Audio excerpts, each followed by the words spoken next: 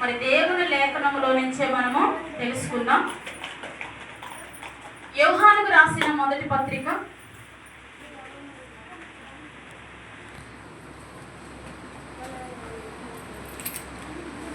3వ అధ్యాయము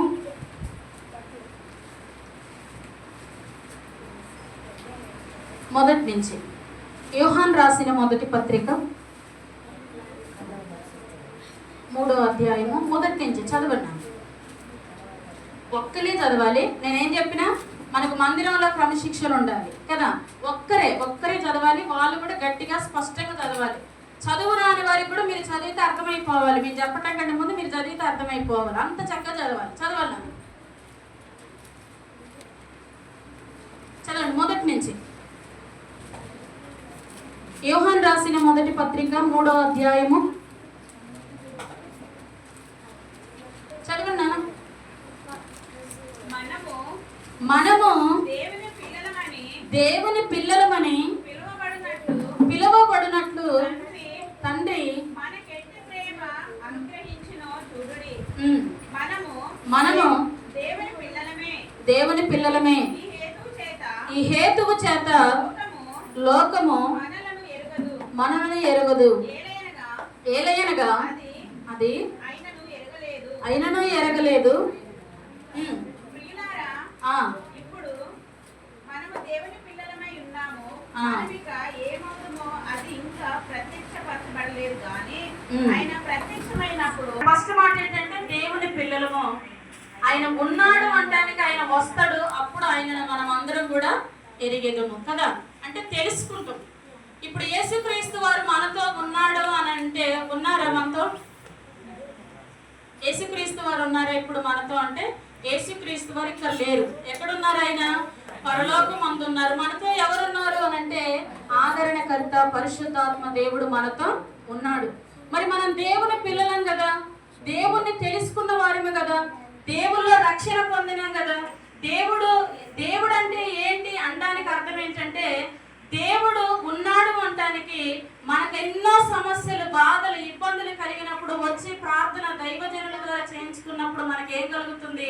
స్వస్థత కలుగుతుంది కదా. అక్కడ దేవుడు లేకపోతే స్వస్థత కలుగుతుందా? ఇక్కడ దేవుడు లేకపోతే మనం ఇలాగ కూడుకోగలమా అంటే ఇక్కడ మనము కూడుకోలేము. కాబట్టి దేవుడు ఉన్నాడు అంటానికి నిదర్శనము మరి దేవుని సేవకుని దేవుడు నిలబెట్టుకొని ఈ రోజు ఈ సంఘాన్ని దేవుడు ఇక్కడ స్థాపించాడు. హల్లెలూయా. ఈ సంఘం ఎవరిది? పాస్టర్ జాషువా గారిదా? ఎవరిది సంఘం అని అంటే దేవుని యొక్క సంఘం. మనందరం కూడా దేవుని యొక్క పిల్లలు. దేవుని పిల్లలమైన నువ్వు నేను ఎట్లుండాలి అని అంటే దేవునికి అనుకూలమైన వారిగా ఉండాలి. దేవునికి అనుకూలం వచ్చినవి మనము మాట్లాడాలి కానీ దేవునికి వ్యతిరేకమైన మాటలు ఏది కూడా మనము మాట్లాడకూడదు కదా.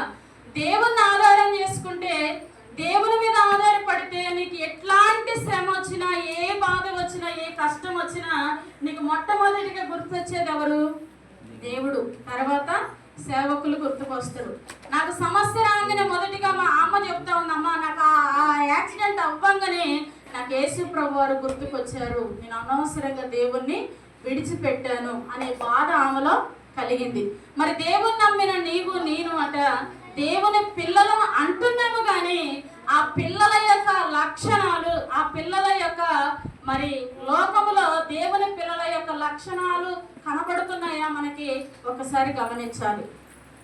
మనం దేవుని పిల్లలం అన్నాం కదా. ఇప్పుడు అందరం కూడా దేవుని పిల్లలం అంటున్నాం కానీ దేవుని పిల్లల యొక్క లక్షణాలు మనలో ఉన్నాయా లేవో ఒకసారి మనం జ్ఞాపకం చేసుకోవాలి. ఎందుకంటే ప్రభు అయిన యేసుక్రీస్తు వారు నీ కొరకు ప్రాణం పెట్టి ఆయన రక్తమును క్రయధనముగా ఇచ్చాడు కనుకనే ఈరోజు సంఘముగా మనం ఇక్కడ కూర్చోగలుగుతున్నాం. ఏ ఒక్క రక్తాన్ని బట్టి ఈరోజు మనము కడగబడలేదు. కాబట్టి ఇంత గొప్ప ప్రాణత్యాగాన్ని దేవుడు చేస్తే మనము ఆయనకు అనుకూలంగా బ్రతుకుతున్నామా? హల్లెలూయా. ఒక విషయం చెప్పాలి, మనం ఆయనకు అనుకూలంగా జీవిస్తున్నామా? ఎవరికి వారముగా మనము ఆలోచన చేయాలి.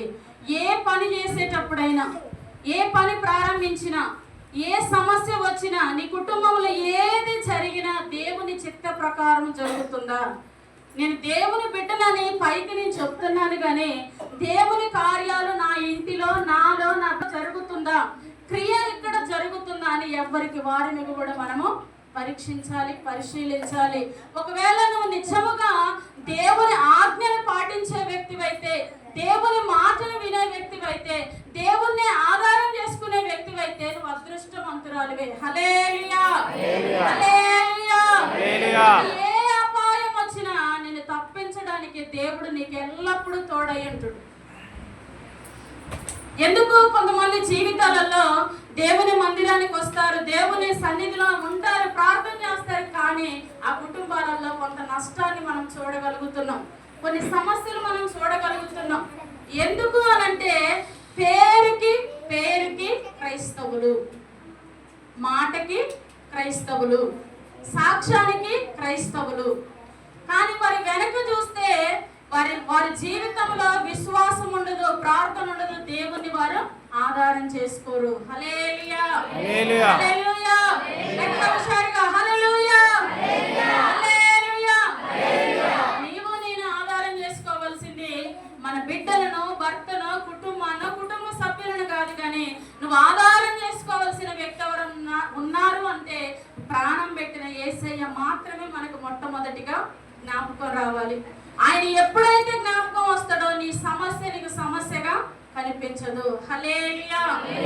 కాబట్టి ప్రియమైన బిడ్డలారా, ఇంకో మాట చూద్దాము. దేవుణ్ణి ఆధారం చేసుకునే పిల్లలకి కుటుంబాలలో కలిగే సమృద్ధిని చూపిస్తాను నేను ఒకసారి.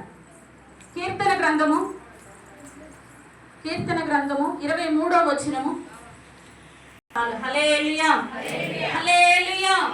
నిజముగా దేవుణ్ణి ఆధారం చేసుకునే వాళ్ళకట యెహోవా ఎప్పుడొస్తే మన కుటుంబంలో అనారోగ్యాలు, ఎప్పుడొస్తే మన కుటుంబంలో సమాధానం లేని స్థితి అంటే యెహోవా నీకు కాపరిగా లేనందున సాతానుడు ఏం చేస్తాడు, నీ ఇంటిలోనికి అనేక సమస్యలను తీసుకొచ్చి వాడు పెడతా ఉంటాడు.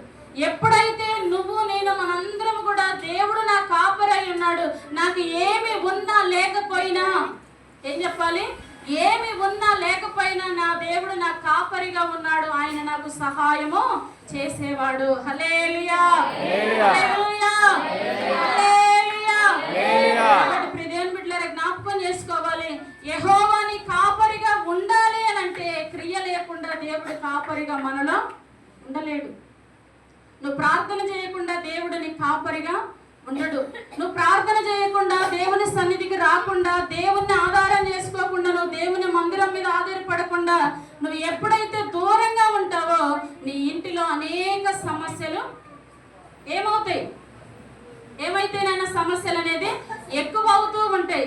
ఏ ఇంట్లోనైనా చూడండి, ఒక దైవ భక్తి కలిగిన కుటుంబంలో చూడండి, ఆ కుటుంబాన్ని చూసి అనేకులు ఆశ్చర్యపోతారు. కారణం ఏంటంటే ఆ కుటుంబంలో ఏ సమస్య వచ్చినా పక్క వారికి తెలియదు, ఆ ఇంటిలో ఏ అనారోగ్యం ఉన్నా పక్క వారికి తెలియదు, ఆ ఇంటిలో ఏదైనా నష్టం వచ్చినా పక్క వారికి తెలియదు. కారణం ఏంటంటే మాకు యెహోవా కాపరి, మా గృహానికి అధిపతి యేసుక్రీస్తు వారు, ఆయన ఉన్నాడు మా కుటుంబాన్ని రక్షించడానికని.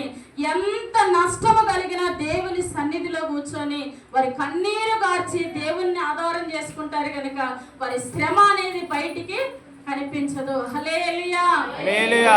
దేవుని బిడ్డలారా, జ్ఞాపకం చేసుకోండి, ఈ రోజు నువ్వు ఒకవేళ నీ సమస్యగా ఉంటూ ఉంటే, నువ్వు అనేక రోగాలు కూడా నువ్వు వెళ్తూ ఉంటే, ఆర్థిక పరిస్థితులను వెళ్తూ ఉంటే, అప్పుల సమస్యలను వెళ్తూ ఉంటే, నీ కుటుంబంలో సమాధానం లేదు, నీ కుటుంబంలో నెమ్మది లేదు, నీ కుటుంబంలో ప్రశాంతత లేదు అని అంటే ఎవరికి స్థానము లేనందున ఇవన్నీ సంభవిస్తున్నాయంటే దేవునికి స్థానము లేనందునట మనకి ఇవన్నీ రాగలుగుతున్నాయి. యెహోవా నా కాపరి, నాకు లేమి కలుగదు, పచ్చగా గల చోట్ల ఆయన నన్ను పరుండ చేయును. హల్లెలూయా, హల్లెలూయా. ఎక్కడ ఉంటామనంటే నీ ఇంటిలో పచ్చని గడ్డి ఎలాగైతే మరి నిగనిగలాడుతూ అందంగా కంటికి కనబడుతుందో నీ కుటుంబం కూడా దేవుడు అలాగా ఆశీర్వదిస్తానంటూ ఉన్నాడు. హల్లెలూయా, హల్లెలూయా. అలా ఉందా మనకి ఆశీర్వదించబడాలి అనంటే మనం ఏం చేయాలి, దేవుని పిల్లలమని పేరు పెట్టుకొనక ఆయన క్రియలను మనం పాటించే వారిగా ఉండాలి. ఏం చేయాలి, మనము ఆయన పిల్లలుగా పేరు కాదు, మనం ఆయన క్రియను మనం పాటించాలి. ఆయన క్రియను పాటించాలంటే ఎలా అమ్మా అని మీరు అడిగితే నేను చెప్తా ఒక మాట. దేవుడు యెహోవాని కాపరిగా ఉండాలి అంటే ప్రతిరోజు నీ ఇంట్లో ప్రార్థన జరగాలి. ఏం చేయాలి? ప్రతిరోజు ఉదయకాల సమయంలో లెగంగానే దేవునికి ప్రార్థన చేయాలి. నువ్వు పనికి వెళ్ళే వ్యక్తి కనుక సాయంత్రకాల సమయంలో కూడా నీ ఇంట్లో ఏం జరగాలి? ప్రార్థన జరగాలి. జరిగినప్పుడు ఆ ఇంటికి దేవుడు కాపరై ఉంటాడు. దేవుడు కాపరిగా ఉంటే ఆ ఇంటిలోనికి దయ్యాలు రావు. దేవుడు కాపరిగా ఉంటే ఆ ఇంటిలోనికి అప్పులు రావు. దేవుడు కాపరిగా ఉంటే ఆ కుటుంబంలోనికి ప్రాణ నష్టము జరగదు. ఎందుకు అని అంటే గొర్రెల కాపరి ఉన్నాడు. ఆ కాపరి ఆ గొర్రెలను కాసుకుంటూ ఉంటాడా, లేకపోతే గొర్రెలను వదిలేసి పక్కకి వెళ్ళిపోతాడా? ఏం చేస్తాడు ఆయన? ఆ గొర్రెలను కాచేవాడిగా ఉంటాడు. యేసుక్రీస్తు వారు ఇప్పుడు మనందరినీ కాస్తూ ఉన్నాడు. ఆయన ప్రతి ఇంటికి గొప్ప రక్షణను కలగజేశాడు. నీ ఇంటిలోనికి ఏ వ్యాధి, రోగము, సమస్యలు రాకుండా తన అగ్ని కంచనాట మన గృహముల చుట్టూ దేవుడు వేస్తాడు. హల్లెలూయా, హల్లెలూయా. వేశాడు. బైబిల్ గ్రంథంలో ఒక ఇంటి చుట్టూ దేవుడు అగ్ని కంచె వేశారు. ఎవరినైనా దేవుని నమ్మిన ప్రతి ఇంటికి దేవుని అగ్ని కంచె ఉంటది. ఆ కంచె వేసినది ఎవరు? ప్రభు అయినా. ఏం చెప్పనా ఒక మాట. ఆయన అరుణోదయం అని అంటే 3 గంటలకు లేసాట తనకున్న 11 మంది బిడ్డల నిమిత్తము ఒక్కొక్కరి నిమిత్తము అర్ధ గంట ప్రార్థించేవాడట. హల్లెలూయా. 3 గంటలకు లేచి ఆ బిడ్డలందరి నిమిత్తము. ఎందుకనంటే అయ్యా నా బిడ్డలు యవ్వన ప్రాయంలోనికి వచ్చారు. వారి కంటి చూపు ఎలా ఉంటుందో, వారి హృదయం ఎలా ఉందో, వారి శరీర తత్వాలు ఎలా ఉన్నాయో, వాళ్ళ ఆలోచనలు ఎలా ఉన్నాయో, వారి ప్రవర్తన ఎలా ఉందో, నా భార్య ప్రవర్తన ఎలా ఉందో, నా కుటుంబంలో పని చేసే వారి ప్రవర్తన ఎలా ఉందో, వీటన్నిటినీ ప్రభువా సరిచేసి నా బిడ్డలను, నా కుటుంబాన్ని మీరు ఆశీర్వదించండి. హల్లెలూయా. ఎందుకు ఆ ఇంటి చుట్టూ అంత అగ్ని కంచె వేయబడిందంటే ఒక దీనుని యొక్క ప్రార్థన ఆ కుటుంబానికి గొప్ప రక్షణగా మార్చబడ్డది. దేవుని సర్వాంగ కవచం వేయబడ్డది. ఆ కుటుంబానికి సాతానుడు రావడానికట భయపడి ఎక్కడికి వెళ్ళిండు? పరలోకానికి వెళ్ళి దేవుని దగ్గర పర్మిషన్ తీసుకొని రాగలిగాడు. హల్లెలూయా. మరి సపోజ్ మనమే ఉన్నాం, ఇప్పుడు దేవుడి దగ్గరికి వెళ్తాయా సాతానులు ఏమన్నా? మన ఇంటికి రావాలంటే పర్మిషన్ ఏసై ఇయ్యాలా? ఏం చేస్తాం? మన నోరే చాలు. పర్మిషన్ ఏసై ఇయ్యాలా, మనం ఇయ్యాలా? మనమే ఇస్తున్నాం. ఎందుకు అనంటే మనం మాట్లాడే నీ మాట తీరు వల్ల ఆ పరలోకం నుంచి పర్మిషన్ అవసరం అలా నీ నోటి వలన. సాతానుడు అంటుడట, ఇప్పుడు మందిరానికి వచ్చినాం కదా, పో కాసేపే కదా నువ్వు అక్కడ కూర్చునేది, బయటకు వచ్చినాక ఎట్టాను నాకు వస్తే మరలా నువ్వు నా బిడ్డవే. ఆ కొద్దిసేపే ఏదో ఆ పాస్టర్ గారు అడుగుతాడు కాబట్టి పోతాను. పోయినా నేనేం చేస్తా? నిన్ను నిద్ర పెడతా, నిన్ను పడుకోబెడతా మందిరంలో. ఏం చేస్తాడు? చాలా మంది ఏం చేస్తారు? మందిరానికి రండి చక్కగా నిద్రపోతాడు కదా. మనం అనుకుంటాం కదా అలసిపోవడం వల్ల నిద్రపోతానేమో, నేను వాక్యం వినకుండా అవుతుంది. ఆమె బాధపడిద్ది. మందిరానికి వెళ్ళా, నేను వాక్యం వినలేదు, అనవసరంగా ఈ వారం ఇట్లా అయిపోయింది, ఆ మనసులో బాధ ఉంటుంది. కానీ సాతానుడు ఏమంటాడు? మందిరానికి వెళ్తావు కానీ దేవుని మాటని నేను విననీయను. ఎందుకు అని అంటే నువ్వు నా సొత్తు కాబట్టి. ఎవరి సొత్తు? మనము దేవుని సొత్తు. ఎవరి సొత్తు? దేవుని సొత్తా, సాతాని సొత్తా? నిద్రపోతే సాతాని సొత్తు, దేవుని మాట విని పాటిస్తే దేవుని సొత్తు. హల్లెలూయా, హల్లెలూయా. కాబట్టి దేవుడు ఏమంటున్నానంటే, అమ్మా నువ్వు నా మందిరానికి వచ్చి నన్ను గణపరచు, నన్ను స్తుతించు, నా మాటలు విను, నా క్రమాన్ని పాటించు, నీ కుటుంబము యోగులాగా ఆశీర్వదించబడుతుంది. హల్లెలూయా, హల్లెలూయా. 23 అధ్యాయాలు అంటా ఉండే, యెహోవా నా కాపరిగా, నీవు నన్ను నా కాపరిగా నువ్వు అనుకుంటున్నావు కానీ నాలోనికి నువ్వు రావట్లేదు. నీ కోసం నేను ఎంత త్యాగం చేశానో తెలుసా? నా ప్రాణము నీ కొరకు పెట్టాను, నా ఆఖరి రక్తపు బొట్టు కూడా నీ కొరకు కార్చి నిన్ను విలువ పెట్టి కొనుక్కున్నాను. సాతాను చేతికి అప్పగించడానికి కాదు, నీ నుండు స్థలములో మిమ్మల్ని కూడా తీసుకొని వెళ్ళుటకు. హల్లెలూయా. కాబట్టి మనం ఎంత జాగ్రత్తగా ఉండాలి దేవుని మందిరం విషయంలో, దేవుని సన్నిధి విషయంలో ఎంత భయభక్తులు కలిగి ఉండాలి. దేవుని విషయంలో ఇంకెంత భయభక్తులు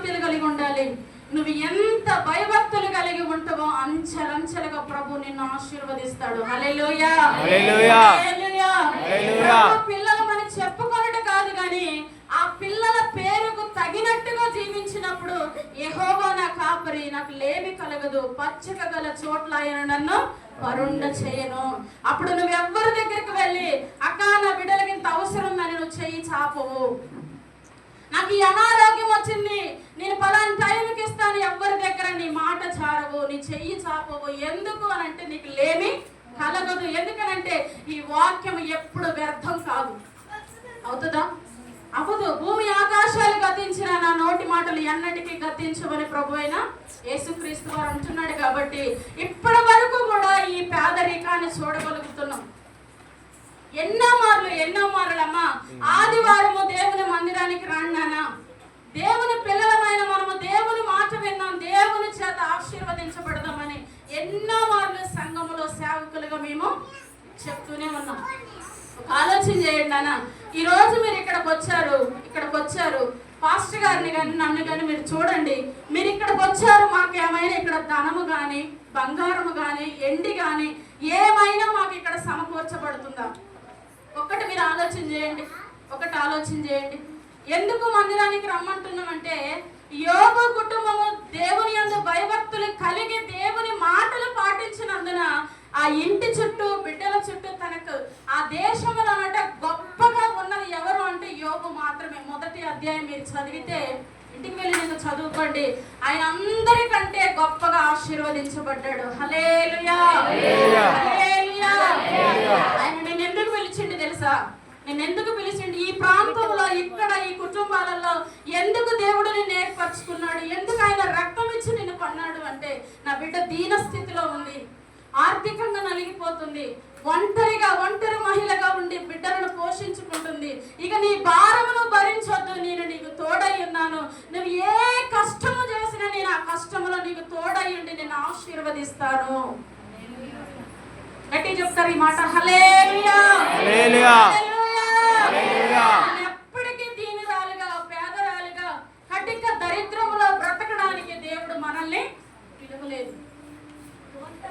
దేవుణ్ణి కలిగిన వారు, దేవుణ్ణి నమ్మిన వారు ప్రతి ఒక్కరిని చూడండి, మొదటి నుంచి ఇప్పటి వరకు దేవుని యందు భయభక్తులు కలిగిన ప్రతి కుటుంబం కూడా గొప్పగా దేవుడు ఆశీర్వదించాడు. నువ్వు ఆశీర్వదించబడకపోవడానికి కారణం ఏంటి? సేవకుల లోపమా, సేవకురాల లోపమా, సంఘము లోపమా, మందిర లోపమా? కాదు, మనలో ఉన్న విశ్వాసము లోపము. దేవుని ఆధారం చేసుకోకపోవడమే ఈ రోజు మన దీన స్థితికి కారణం. హల్లెలూయా. చాలా మంది అంటా ఉంటారు ఏమనంటే ఈ మందిరానికి వెళ్తే నాకు అద్భుతం జరగట్లేదు, ఈ మందిరానికి వెళ్తే నాకు మేలులు జరగట్లేదు, నేను మరో మందిరానికి వెళ్తాను. నువ్వెన్ని మందిరాలన్నా మారు, నువ్వెన్ని సభలకైనా వెళ్ళు, ఎక్కడికైనా వెళ్ళు, హైదరాబాద్ వెళ్ళు, లేదా సికింద్రాబాద్ వెళ్ళు, లేదా కేరళ వెళ్ళు, లేదా ఎక్కడికి కావాలంటే అక్కడికి వెళ్ళు. ఎక్కడికి వెళ్ళినా నీ స్థితి ఎట్లుంటుందంటే ఎక్కడ వేసిన గొంగలి అక్కడే, అది మనం తీస్తే తప్ప అది కదలదు. కాబట్టి విశ్వాసం అనేది, ప్రార్థన అనేది నువ్వు దేవునికి సమీపముగా వెళితే తప్ప ఏ పాస్టర్ గారి వల్ల నీ స్థితి మారదు. హల్లెలూయా, హల్లెలూయా. పాస్టర్ గారి వల్ల మారదు, దేవుడు వలన నీ జీవితము మారుతుంది. ఎందుకు అనంటే దావీదు గారు అంటూ ఉన్నాడు, యెహోవాయే నా కాపరి. ఈ మాట చెప్తున్న ఆయన కూడా ఎవరు అనంటే గొర్రెల కాపరి. ఆయన ఎవరు నానా? గొర్రెల కాపరి. ఆ కాపరి ఎందుకు గొప్ప రాజుగా మార్చబడ్డాడు అంటే ఆ గొర్రెల మందను అడవిలోనికి తీసుకువెళ్ళి ఆ మందం వేస్తూ ఉంటేనట దేవుణ్ణి ఆయన గణపరిచేవాడట. హల్లెలూయా, హల్లెలూయా. ఆయన ఎక్కడున్నా చూస్తాడు. నువ్వు మందిరంలో ఏ విధము చేత కూర్చున్నావో, మందిరంలో నువ్వు ఏ భయముతో ఉన్నావో, మందిరంలో ఏ భక్తితో నువ్వు వస్తున్నావో, ఈ మందిరంలో నువ్వు ఏ స్థితిలో నుంచి నువ్వు రాగలుగుతున్నావో సమస్తం ఆయన చూస్తూ ఉన్నాడు. ఎందుకంటే దావీదు గారిని ఆయన చూడలేదా? చూసాడా లేదా? ఆయనని ఎందుకు గొప్పగా రాజుగా ఎంచాడంటే ఆయన హృదయంలో కల్మషం లేదు, ఆయన హృదయంలో కక్షలు లేవు, ఆయన హృదయంలో స్వార్థం లేదు, ఆయన హృదయంలో ఎవరినైనా చూస్తే వారని తత్వం లేదు. ఈరోజు మన పక్కన విశ్వాసి కొంచెం మంచిగా ఉంటే మన కనులు ఎందుకో ఒక్కోసారి మండిపోతూ ఉంటాయి. ఎందుకో కొన్నిసార్లు పక్క వారిని చూసినప్పుడు ఆ కుటుంబంలో ఆ పిల్లలు బాగానే ఉన్నారు, నా పిల్లలకి ఏమొచ్చిందో వీళ్ళు ఎట్లా ఉన్నారు, ఆ పిల్లలు ఏంటి అలా ఉన్నారు, ఈ పిల్లలకి ఏమొచ్చిందో వీళ్ళు ఎలా ఉన్నారు అంటున్నావు చూడు. ఏమొచ్చింది అంటున్నావు కనుక ఏదో ఒకటి నీ పిల్లలకే వస్తుంది, ఆ పిల్లలకు రాదు. హల్లెలూయా, హల్లెలూయా. ఎందుకు అనంటే దేవుడు అంటా ఉండ, నీ పొరుగు వారిని నువ్వు ప్రేమించాలి కానీ దూషించొద్దు. ఏ నోటి దూషించే హృదయాలను దేవుడు యాక్సెప్ట్ చేయడు. అబద్ధాలు ఆడే నోరులను దేవుడు యాక్సెప్ట్ చేయడు. మోసం చేసే వారిని దేవుడు యాక్సెప్ట్ చేయడు. యథార్థవంతులట దేవుని ముఖ దర్శనమును చూసెదరు. హల్లెలూయా, హల్లెలూయా. యెహోవాని కాపరిగా ఉంటే నీ కుటుంబం ఆశీర్వదించబడుతుంది. ఇంకా ఆశీర్వదించబడట్లేదు అని అంటే మన కుటుంబాలలో ఏదో లోపం ఉంది, మనలో ఏదో లోపం ఉంది, మన భక్తిలో లోపం ఉందేమో ఒక్కసారి మనం పరీక్షించుకోవాలి, పరిశీలించుకోవాలి. ఎవరి కోసం వస్తున్నాం మనం, ఎవరి కోసం రావాలి మనం, ఎందుకు రావాలి మనం దేవుని మందిరానికి? ఒకసారి జ్ఞాపకం చేసుకుంటే దేవుని నువ్వు ప్రేమించలా, దేవుని నేను ప్రేమించలా, దేవుడే మనల్ని ప్రేమించి ఇక్కడ ఒక సమూహముగా దేవుడు మనల్ని కూర్చొని పెట్టిండట. హల్లెలూయా. ఒకసారిగా రెండు చేతులెత్తి బిగ్గరగా స్తోత్రాలు చెల్లిద్దాం. హల్లెలూయా, హల్లెలూయా, గట్టిగా హల్లెలూయా. కాబట్టి దేవుని పిల్లలమైన మనము దేవునికి సమీపముగా వెళ్ళాలి కానీ దూరముగా ఉండకూడదు. కాబట్టి మన కుటుంబానికి దేవుడు ఏమై ఉండాలట? యెహోవా నా కాపరి, నాకు లేమి కలుగదు. చెప్పాలి, ఎవరు చెప్తామా గట్టిగా? యెహోవా నా కాపరి, నాకు లేమి కలుగదు. కలుగుతుంది అంటే అర్థం ఏంటి? కలుగుతుంది అంటే కాపరి మనతో లేడు, అవునా కదా? కాపరి మనతో ఉంటే లేమి మనకి ఉండదు. కాపరి లేనందున మనకి లేమి కలుగుతుంది కనుక కాపరి లేని గొర్రెలు ఏమైపోతాయి? ఎట్టుబడితట్టు చెదిరిపోతాయి. దేవుడు మనకి కాపరిగా ఉన్నాడు.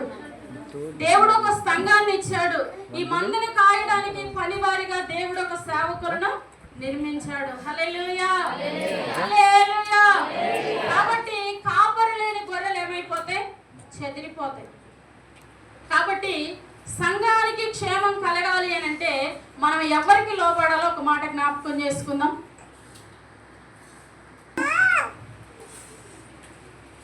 రోమీయులకు రాసిన పత్రిక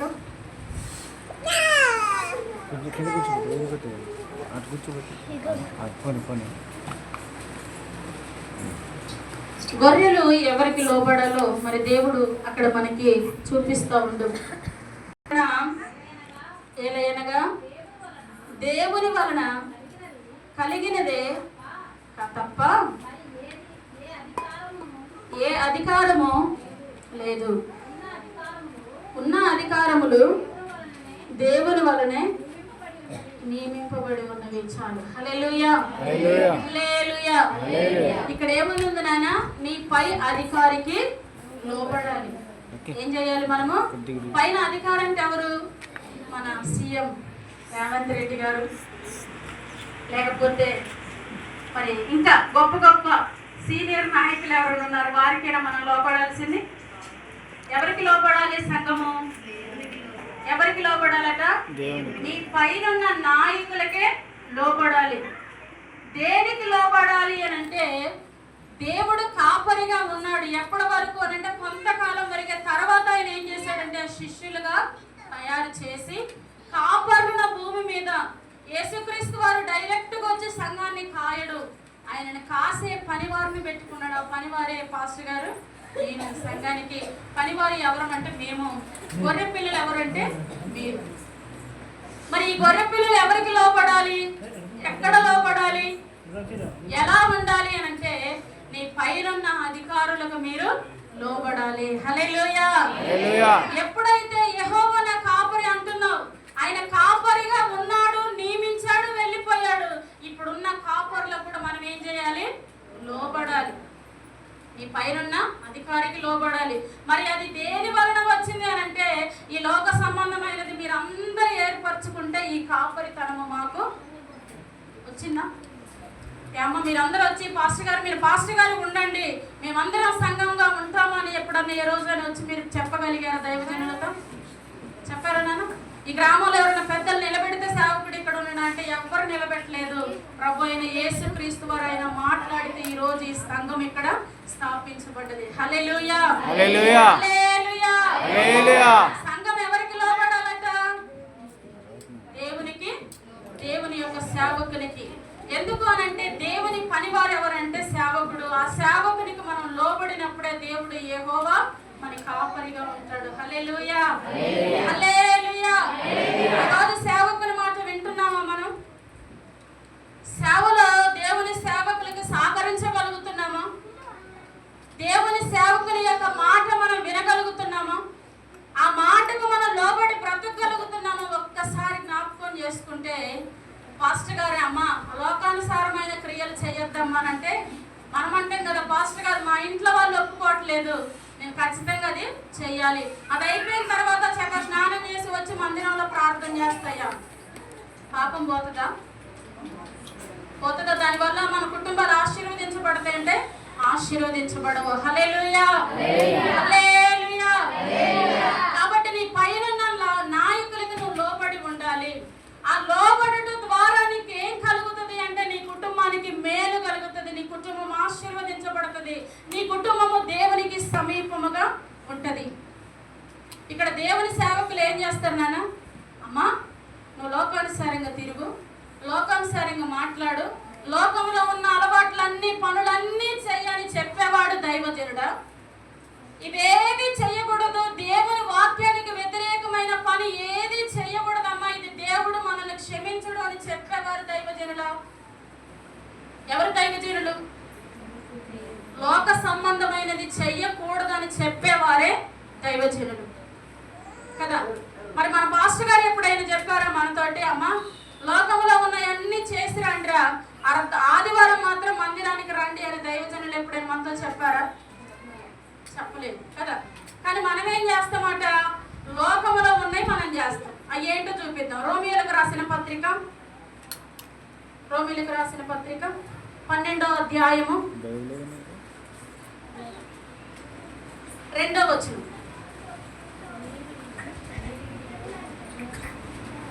రోమియోలకు రాసిన పత్రిక 12వ అధ్యాయం. అనుసరింపక ఉత్తమమైనను అనుకూలమును సంపూర్ణమై ఉన్న దేవుని చిత్తమేదో పరీక్షించి తెలుసుకున్నట్లు మీ మనసు మారి నూతన మగుట వలన రూపాంతము పొందుడి, తనను తాను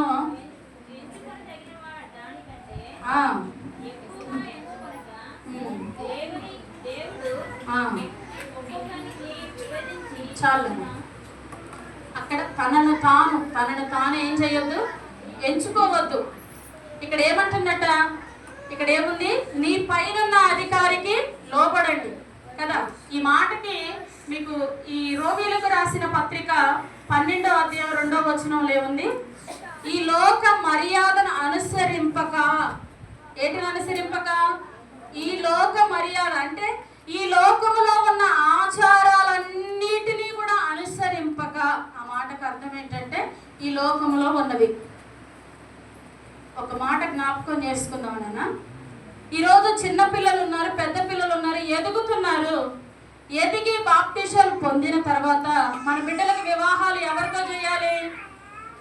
ఎవరితో చేయాలి? విశ్వాసులతో చేయాలి.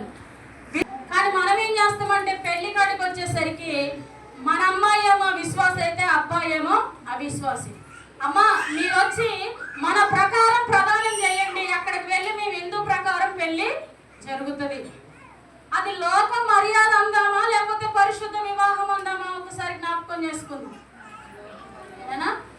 లోక మర్యాద. దానికి ఒకవేళ పాస్టర్ గారు రాకపోతే నీ పైన అధికారికి లోబడమంటాం కదా, లోబడటం కాదు, నువ్వు సేవకులకి లోబడుతున్నావా? వాళ్ళని నువ్వు ఏం చేయగలుగుతున్నావు? నీ మాటల చేత వాళ్ళని అవమానపరుస్తూ ఉన్నావు. హల్లెలూయా, హల్లెలూయా. సేవకులకి దేవుడు ఏమంటాడు? నీ పైన అధికారికి లోబడి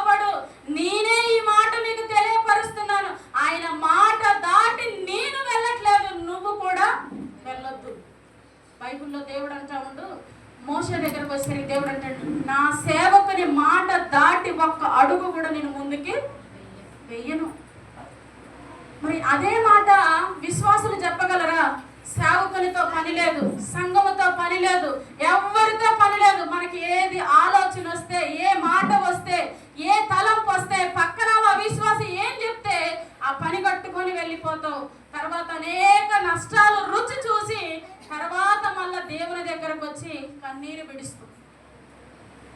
పెళ్లి కాడికి వస్తే పాస్టర్ గారు వద్దు, కర్మకాడికి వస్తే పాస్టర్ గారు అయితే పాస్టర్ గారు వద్దు,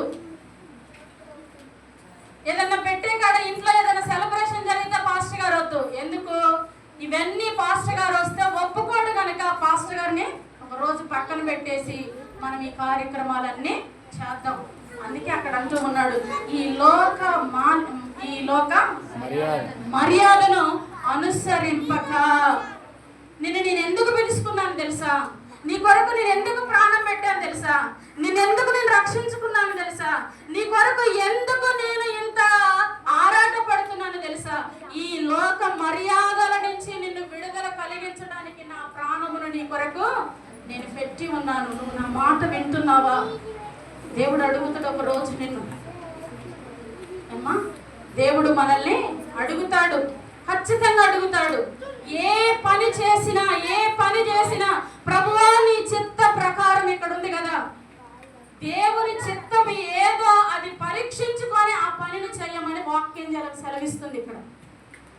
కానీ మన పనుల కాడికి వచ్చేసరికి, మన కుటుంబాల దగ్గరకు వచ్చేసరికి, మన పిల్లల దగ్గరకు వచ్చేసరికి సేవకులు లేరు. ఈరోజు సేవకుల ప్రార్థనతో అవసరం లేదు. కానీ నువ్వు దేవుని దగ్గరికి ఏ సమస్యతో ఈ స్థలంలోనికి వచ్చినావో ఒక్కసారి జ్ఞాపకం చేసుకోవాలి. ఈరోజు శరీరానికి కొంచెం బలం వచ్చి, కుటుంబం కొంచెం అభివృద్ధి చెంది, నువ్వు కొంచెం ఎదిగే లోపల దేవుని సేవకుని పక్కన పెడుతున్న నువ్వు ఖచ్చితంగా ఒక రోజు సాతాను చేతిలో ఖచ్చితంగా మోసపోతాం, పడిపోకుండా ఉంటాం. ఎందుకు అనంటే అది కొన్ని రోజుల వైభోగం మాత్రమే. అందుకే ఈ కింద మాటలు అంటున్నాడు, తనను తాను తగ్గించుకోవాలి. ఎదిగే కొలది ఆత్మలో ఎదుగుతున్నావా?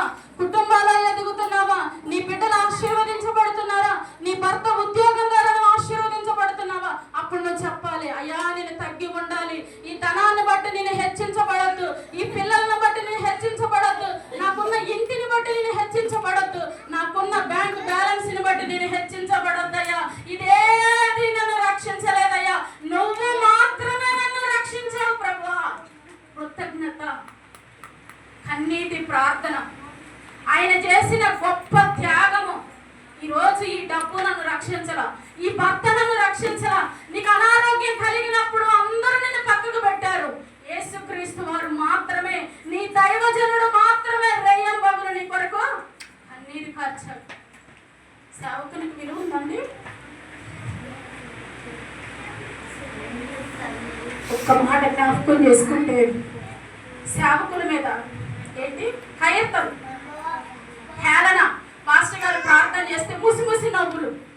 పాస్టర్ గారు వాక్యం చెప్తే ఆయన ఇలా చెప్పాడు, ఈ వాక్యం ఇలా కాదే. ఎలా వాక్యం చెప్పేది? ఎలా చెప్పాలో దేవుని సేవకునికి బోధించడా? ఈ పాట ఇట్లా కాదే పాడేది, ఆమె గొంతేంటి అలా ఉంది, ఆమె నడకేంటి అలా ఉంది, ఆమె ఏంటి అలా ప్రవర్తించి, ఇవన్నీ కూడా దేవుడు వినట్లేదా? నీకు బాగలేని సమయంలో పాస్టర్ గారి గొంతెడిపోయింది.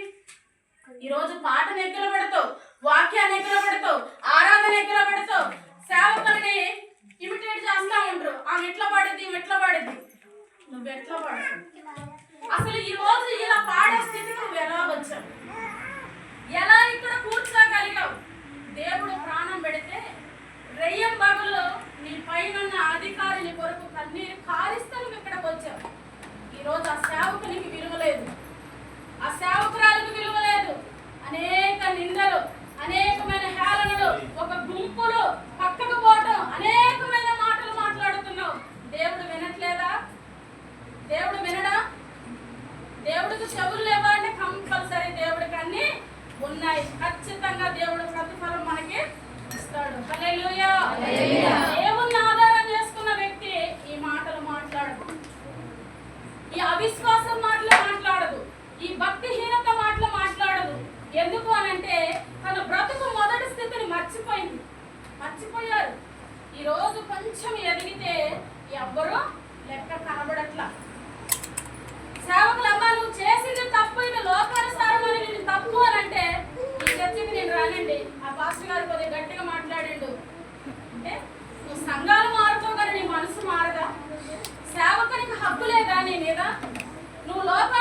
ప్రవర్తిస్తున్నప్పుడు, లోక ఆచారాలను పాటిస్తున్నప్పుడు, లోకంలో ఉన్న పనులను చేస్తున్నప్పుడు, నీకు బాగలేని స్థితిలో ప్రార్థన చేసిన సేవకుడు తప్పిపోతూ ఉంటే నేను సరిచేయడానికి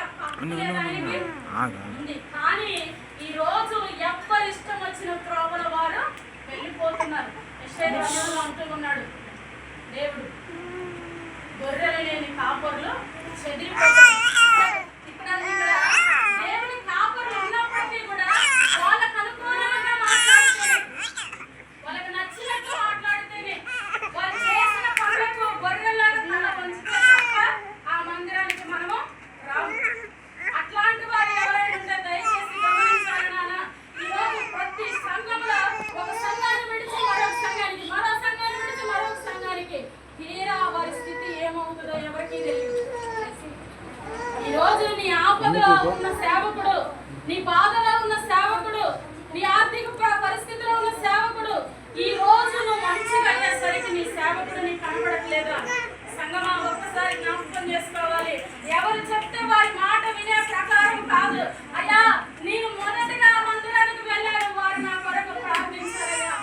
నేను వారి కొరకు వెళ్ళట్లేదు, వారి ద్వారా నా దేవుడు స్వస్థపరిచాడు. అక్కడ నా దేవుడు ఉన్నారు. నేను సేవకుల కోసం కాదు, నా దేవుని కోసం వెళ్తానని చెప్పాలి విశ్వాసే. హల్లెలూయా, హల్లెలూయా, హల్లెలూయా. ఎవరి కోసం వెళ్ళాలి మనము? ఎవరి కోసం వెళ్ళాలి? మొదటి స్థితిని మనం జ్ఞాపకం చేసుకునే వారిగా ఉండాలి. నీ కష్టకాలంలో, నీ బాధలో, నీ శ్రమలో, నీ దుఃఖంలో, నీ మరణ పడకలో, నీ బిడ్డలకు బాగలేనప్పుడు, నీకు బాగలేనప్పుడు ఈ సేవకులే కన్నీరు కార్చారు. ఈ రోజు ఉన్నారు అలాంటి వారు? దయచేసి గమనించుకోవాలి ప్రియ దేవుని బిడ్డలారా. అటువంటి దుష్టత్వమైన మనసు సాతాను వలన కలిగేదే కానీ దేవుని వలన కలిగేది కాదు. దైవజనుడు మీ మేలు కోరుతాడు, మీ క్షేమం కోరుతాడు, మీ కుటుంబాల ఆశీర్వాదంగా ఉంటే ఆయన చూసి సంతోషిస్తాడు. కానీ ఏ రోజైనా ఒక్క మాట, పాస్టర్ గారు లేరు ఇక్కడ, నేను ఒక మాట అడుగుతున్నా నాన్న, ఎవరి దగ్గరికైనా వచ్చి అమ్మా పాస్టర్ గారికి యాక్సిడెంట్ అయింది, ఆమె వైద్యానికి డబ్బులు కావాలి అని ఈ సంఘంలో ఎవరి దగ్గరకైనా వచ్చి పాస్టర్ గారు ఏమైనా దానం అడిగారా? ఒక మాట. అదే ఇంట్లో 12 సంవత్సరాలుగా ఉంటూ ఉన్నాం, నాకు ఇల్లు లేదు, సరి అయిన మందిరం లేదు, సంగమా నాకు ఇంత సాయం చేయండి, నేను ఇల్లు కట్టుకుంటాను, ఎప్పుడైనా అడిగారా పాస్టర్ గారు? అడిగారా? ఇక్కడ గమనించండి, మీ దగ్గర నుంచి సేవకుడు తీసుకోడు. మీరు ఇచ్చేదాన్ని బట్టే ఆయన ఇల్లు కట్టబడదు, మీరు ఇస్తేనే ఆయన కుటుంబం పోషించబడదు. యెహోవా నా కాపరి, నాకు కూడా ఆయన ఎవరు? నాకు కాపరి, నీకు కాపరి. దైవజనుడు ఎవరి దగ్గర చెయ్యి ఇప్పుడే కాదు, ఏ సేవకుల దగ్గరకైనా, ఏ మినిస్ట్రీల దగ్గరకైనా, ఏ సంస్థ దగ్గరకైనా ఆయన నోటి వెంట రాని మాట ఏంటంటే, అయ్యా నాకు ఏమీ లేదు, నాకు మందిరం లేదు, నాకు సాయం చేయండి అడిగే స్థితి ఆయన ఎప్పుడు తెచ్చుకోలేదు. ఎవరి దగ్గర తెచ్చుకోలేదు. ఒకటే మాట అన్నాడు, అమ్మ ప్రార్థన చేద్దాం, దేవుని చిత్తం అయితే రేపులేసుకొనైనా దేవుని మనము ఆరాధన చేద్దాం, కానీ ఒక మనిషి దగ్గర బానిసగా మనము బ్రతకొద్దు. హల్లెలూయా, హల్లెలూయా. స్తోత్రం జరగాలి. హల్లెలూయా, హల్లెలూయా, హల్లెలూయా. చెప్తూ ఉన్నాం 2020లో మందిర స్థలంగా నాన్న మనందరం కలిసి కడదాం అన్నామే. కానీ సంఘంలో అమ్మ మీరంతా కూడా మనిషికి 1,00,000 రూపాయలు అయితే తప్ప నేను మందిరం కట్టాలని ఎప్పుడు దైవజనుడు ఆ మాట అనలేదు. మందిరము దేవుని యొక్క పని, దేవుని యొక్క నివాసము. ఆయన ఖచ్చితంగా ఎలాగైనా కట్టించగలడు. దైవజనుడికి ఉన్న లక్షణం ఏంటంటే ప్రార్థన చేయటం, కన్నీరు కారవటం, దేవుని బతిమలాడుకోవటం, దేవుని పాదాలు పట్టుకోవటం, మనుషుల దగ్గరికి వెళ్ళి అడుక్కునే పరిస్థితి ఆయనకు రాదు, రాని కూడా దేవుడు. హల్లెలూయా, యెహోవా మా కాపరి, మాకు లేమి కలగదు. ఎందుకు అనంటే మేము లేమి నుంచే ఈరోజు మరి ఈ స్థితికి రాగలిగినాం. కష్టమైన కన్నీరైనా చెప్పాను, నేను ఎప్పుడన్నా నా ఇంట్లో ఇది లేదు నాకు సాయం అనను. నాకు ఏ బాధ ఉన్నా, ఏ కష్టం ఉన్నా, ఏ సమస్య ఉన్నా కన్నీరు విడిచి ప్రభు పాదాలు పట్టినప్పుడు ఆయన మాకు సహాయము దయచేయవాడు. హల్లెలూయా, ఎందుకు దేవుడు ఆయన సాయము? ఎప్పుడైతే నీ కష్టము కలిగిందో, ఎప్పుడైతే నీకు బాధ కలిగిందో, ఎప్పుడైతే ఆర్థిక పరిస్థితులు అనారోగ్యంలో నీ ఇంటిని ముట్టాయో అప్పుడు మోకరించు. దేవుని సన్నిధిలో కన్నీరు పారిస్తే ఆయన మనకు గొప్ప సమాధానాన్ని దేవుడు దయచేస్తాడు. హల్లెలూయా. హల్లెలూయా. సంఘం ఒకటి గమనించాలి. పాస్టర్ గారికైనా నాకైనా సమస్య ఏదైనా ఉండినప్పుడు తొందరగా దేనికి సమాధానం వస్తుంది? బైబిల్ గ్రంథంలో దేవుడు మొత్తంలో చెప్పిన మాట, కన్నీటి ప్రార్థనకు దేవుడు త్వరగా సమాధానం ఇస్తాడు. అన్న బైబిల్లో బిడ్డలు లేనప్పుడు ఈ బలిపీఠం దగ్గర కూర్చొని ఏం చేసిందామా? నవ్వుతూ చేసిందా? కన్నీరు విడిచి హృదయాన్ని తెరిచిందట. ఆ హృదయం ఎప్పుడైతే తెరవబడుతుందో ఆ హృదయంలో నుంచి కన్నీటి ప్రార్థన. మా క్షేమం కొరకు చేస్తాం కన్నీటి ప్రార్థన. నా కడుపులో పుట్టిన బిడ్డల కొరకు చేస్తా కన్నీటి ప్రార్థన. నాకు ఆత్మయందు పుట్టిన బిడ్డల కొరకు చేస్తా కన్నీటి ప్రార్థన. ఈ కన్నీటి ప్రార్థన ఎట్లా మీకు అపజయాన్ని తీయగలుగుతుంది? ఒక మాట చెప్పండి. కన్నీటి ప్రార్థన చెయ్యండి అని పాస్టర్ గారు దేవుడు చెప్తా ఉండవు. ఇంకో మాటలో అంటా ఉన్నాడు ఆయన, విలాపి వాక్యం అంటా ఉండు, రోధించే స్త్రీలను పట్టుకొని రండి మందిరానికి. ఎవరినట? రోదన అంటే కన్నీరు విడిచే వాళ్ళని, అంగలార్చే వాళ్ళని దేవుని మందిరానికి పట్టుకొచ్చిన బలిపీఠము దగ్గర వారి కన్నీటి ప్రార్థన ద్వారా నీ సంఘములో ఉన్న సమస్త చెడు అంతా ఆ కన్నీటిలో నేను తుడిచి వేస్తాను. హల్లెలూయా. హల్లెలూయా. కన్నీటి ప్రార్థనకి గొప్ప విలువ ఉంది నాన్న. కన్నీటి ప్రార్థనకి గొప్ప ప్రాముఖ్యత ఉంది. తెలిసింత తెలియకింత ఆ మాట ఈ మాట కాకుండా మనం ఏం చేయాలంటే దేవుని దగ్గర మొర పెట్టే వాళ్ళగా ఉండాలి. యెహోవాని కాపరిగా చేసుకోవాలి. ఆ కాపరిగా నిలబెట్టిన సేవకునికి నీ పైన అధికారికి లోపడాలి. లోబడినప్పుడు నీ కుటుంబం ఆశీర్వదించబడుతుంది. హల్లెలూయా. హల్లెలూయా. హల్లెలూయా. నడుస్తావు ఎక్కడంటే పచ్చగా గల చోట్ల ఆయన నిన్ను కరుణ చేస్తాడు. అలా కరుణ చేయలేకపోతున్న కారణం ఏంటంటే దేవుని లోపం, సేవకుల లోపం, సంఘం లోపం కాదు, ఇది నీ లోపం అని గమనించాలి. హల్లెలూయా. కాబట్టి సంఘాలు మారితే, సేవకులు మారితే, వాక్యం మారితే, ప్రార్థన మారితే బ్రతుకు మారదు. ఏం మారాలి? మనం మారాలి. మన హృదయం మారాలి, మన మాట మారాలి, మన తలంపు మారాలి, మన ప్రవర్తన మారాలి, మన ఆలోచన మారాలి. అవి మారితే దేవుడు మనల్ని ఆశీర్వదిస్తాడు. హల్లెలూయా. కాబట్టి ప్రియమైన బిడ్డలారా జ్ఞాపకం చేసుకోవాలి, మరి దేవుని యొక్క ఆజ్ఞలను విడిచిపెట్టి లోక ఆచారములను మనము పాటించకూడదు. కర్మ చేసినప్పుడు అంటుంటదా అండి? కర్మ కర్మ దినం చేస్తాను చచ్చిపోయినప్పుడు కదా, అప్పుడు అంటుందా? నేను విన్నా ఏంటంటే వాళ్ళట అంటు నీళ్లు చల్లించుకుంటారట, మన వాళ్ళు ఏం చేస్తారంటే కొబ్బరి నూనెలో నీళ్లు కలుపుతారు, మన వాళ్ళు చల్లుకుంటారట. దేవుని స్తోత్రం. హల్లెలూయా. గట్టిగా హల్లెలూయా. హల్లెలూయా. హల్లెలూయా. వాళ్ళు అంటు నీళ్లు చల్లించుకుంటారు, పసుపు నీళ్లు చల్లించుకుంటే మనం ఏం చల్లాలా?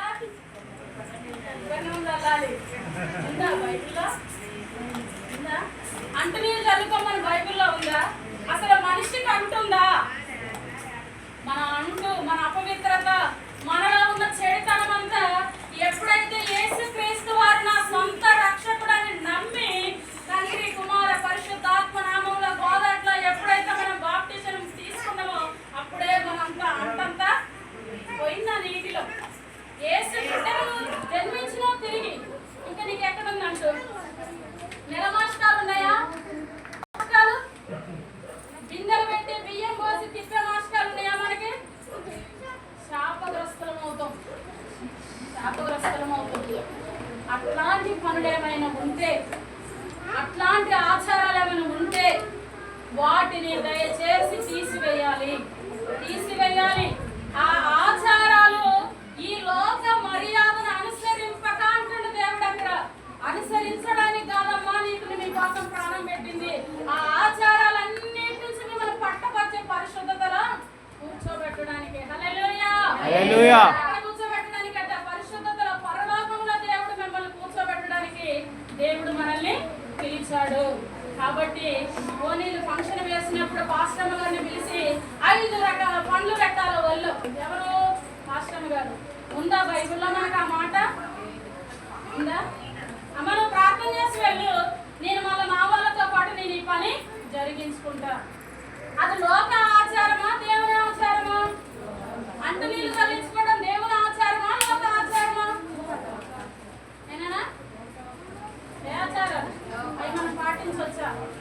అలాంటివి మనము పాటించవద్దు. ముసలోడు ముసల్లో చచ్చిపోయింది, కీడొచ్చింది కీడొస్తే తెరలు కట్టకపోతే మనకేమన్నా ఇద్దా? ఏమవ్వదు. మనకు అలాంటి ఏమీ లేవు. అటు ఇటు విశ్వాసము లేని వారు చేసే పనులు. నేను ఉన్నదనగా మీరు నన్ను ఎన్ని తిట్టుకున్నా ఏం కాదు. ఎందుకనంటే వాక్యము సత్యము కదా, అంటు లేదు. అర్థమవుతుందా? మనం నీళ్లు జీలకరించొద్దు. మనిషి చచ్చిపోతే ఆ మనిషి చచ్చిపోయిన స్థలంలో కోడిని కోసి నువ్వు తినయ్యా, నువ్వు తిను. ఏమి కోడి దగ్గర బియ్యం పోసి మొక్కి నువ్వు తినయ్యా. కోళ్ళు అంటే మనిషి ఒకసారి చచ్చిపోతాడు, మళ్ళా మేకను బలిస్తే మేకలో పోతాడు, మళ్ళీ దాన్ని పోతాడు, అక్కడ చస్తాడు. కోడి పిల్లకి బియ్యం వేస్తే అక్కడ చస్తాడు మళ్ళా. అంటే ఒక్క మనిషిని ఎన్నిసార్లు చంపుతున్నాం మనం? 3 సార్లు చంపుతున్నాం కదా. అసలు మనిషి కోడిలోకి ఎట్లా వెళ్తాడు? ఒకటి ఆలోచన చేయండి. మనిషి మేకలోకి ఎలా వెళ్తాడు? నువ్వు పెట్టిన నైవేద్యాలు, పండ్లు, పలహారాలు ఆ మేక ఎట్లా తింటది? ఆ కోడి ఎట్లా తింటది? శరీరం ఉన్నప్పుడే కదా మనం అన్నం తినేది, అవునే కదా? శరీరంతో ఉన్నప్పుడు అత్తైనా, మామైనా, ఆడబిడ్డైనా, అక్క చెల్లెలైనా, అన్నదమ్ములు, తోటి కోడలైనా, బంధుమిత్రులు ఎవరైనా, దారిన పోయా ఎవరైనా సరే ఈ శరీరంతో ఉన్నప్పుడు అన్నం తింటరా? చనిపోయినాక అన్నం తింటరా? మరి మనం ఎందుకురా చనిపోయినప్పుడు ఇస్తారాకులో మనం కోడి లివరు మొట్టమొదటి ఆయాలు సాయాలట అవి తీసి కోసి వండి ఆ ఫోటో దగ్గర పెడతాను. అవి పెట్టడం వల్ల వారు తినరు. ఇక్కడ నీ భక్తి పోతుంది, నీ విశ్వాసం పోతుంది, నీ పరిశుద్ధత పోతుంది, సాక్ష్యం పోతుంది. బాప్టిషన్ తీసుకున్న నువ్వు, దేవుని సొంత రక్షకుడుగా నమ్మిన నువ్వు ఇవి గినక చేస్తే నువ్వు శాపగ్రస్తురాలు అవుతావు. హల్లెలూయా, హల్లెలూయా, హల్లెలూయా. కాబట్టి అత్తకైనా, మామకైనా, ఎవరికైనా బ్రతుకున్నప్పుడు పెట్టండి అమ్మ మీ వందనాలు. అన్నమైనా, కూరైనా, ఏదైనా వారు తినే టైంలో పెట్టండి. ఎందుకంటే మన క్రైస్తవ పద్ధతులు ఏంటంటే చనిపోయిన తర్వాత సమాధి దగ్గరికి వెళ్ళి కొవ్వొత్తులు ముట్టించి వచ్చి అక్కడ చిన్న ప్రార్థన చేసి నలుగురిని పిలిచి బిందు పెడతాం. అర్థమైందా? అక్కడ సమాధి దగ్గర ఏం పెట్టాం. కాబట్టి వాళ్ళు బ్రతికుండినప్పుడే వారికి పట్టడం అన్నం పెట్టండి, బ్రతికుండినప్పుడే ఆయాలు సాయాలు పెట్టండి. చనిపోయినాక వాళ్ళు పెట్టిన వాళ్ళకి తినరు. కాబట్టి దేవుని బిడ్డలారా జ్ఞాపకం చేసుకోవాలి. ఎవరమైనప్పటికీ కూడా దేవుని మాటలను మనం అనుసరించే వారిగా ఉండాలి, దేవుని మాటను పాటించే వాళ్ళగా ఉండాలి. మనము దేవుని నమ్ముతాం, బ్రతికున్నప్పుడు ఈ చెయ్యి రాదు పెట్టడానికి. చనిపోయినాక అప్పుడు అందరు జనాలందరూ వస్తాయి కదా. మా అమ్మకి నేను బాస్మతి రైస్ పెట్టినట్టు కొంతమంది. అమ్మ తింటుందా బాస్మతి రైస్? మేకని 10 మేకలు తెచ్చి పెట్టిన కర్మకి నేను గ్రాండ్గా చేసినట్టు మీ అమ్మ చూస్తుందా గ్రాండ్నెస్? అమ్మ తింటదా? నాన్న తింటాడా? ఎవరు తింటారు? అది వచ్చిన బంధుమిత్రులు తిని వెళ్ళిపోతారు. కానీ అమ్మ నాన్న తినరు, అత్త మామ తినరు, అన్నదమ్ములు తినరు, అన్న తమ్ముడు అక్క చెల్ల ఏదైనా బంధాలు బంధుత్వాలు బ్రతికుండినప్పుడే. ఆ బంధం చనిపోయిన తర్వాత అన్న లేడు, తమ్ముడు లేదు, ఎవరు లేదు. చాలా మందికి దయ్యాలు పట్టినప్పుడు తల్లే బిడ్డను పట్టింది. ఇక్కడ చాలా మందికి పట్టిన వాళ్ళు ఉన్నారు. తల్లే బిడ్డను పట్టింది. అక్కడ బంధుత్వం ఉందా? బంధం ఉందా? లేదు. బ్రతికుండినప్పుడే బంధుత్వాలు ఉన్నాయి. కాబట్టి మరొక మాట జ్ఞాపకం చేసుకోవాలి. ఒకటే సంఘంలో ఉన్న నువ్వు నీ పక్క విశ్వాసంతో మాట్లాడు, నీ తోటి పడలతో మాట్లాడు, నీ పక్కన ఉన్న బంధువులతో మాట్లాడు. ఏంటి అని అంటే నన్ను అనరాని మాటలు అన్నదమ్మా. మత్తయి సువార్తలో ఉంది వాక్యం, నీకు చూపించడానికి చాలా టైం అయింది, 12 అయింది, అందుకే చూపెట్టు. మత్తయి సువార్తలో దేవుడు అంతా ఉండు. నువ్వు క్షమించబడాలి అని అంటే మొదటిగా దేవుడు మనల్ని క్షమించాలంటే మొట్టమొదటిగా మనం వేరే వ్యక్తిని క్షమించాలి. నువ్వు వాళ్ళని క్షమించకపోతే దేవుడు నిన్ను క్షమించడు. మన కుటుంబం ఆశీర్వాదకరంగా ఉండదు. ఈ కక్షలు, కోపాలు, అసూయలు, క్రోధాలు, మత్సరాలు ఇవన్నీ కూడా ఎవరి సంబంధమైనవి అంటే సాతాను సంబంధమైనవి. మనం ఎవరి రక్తంలో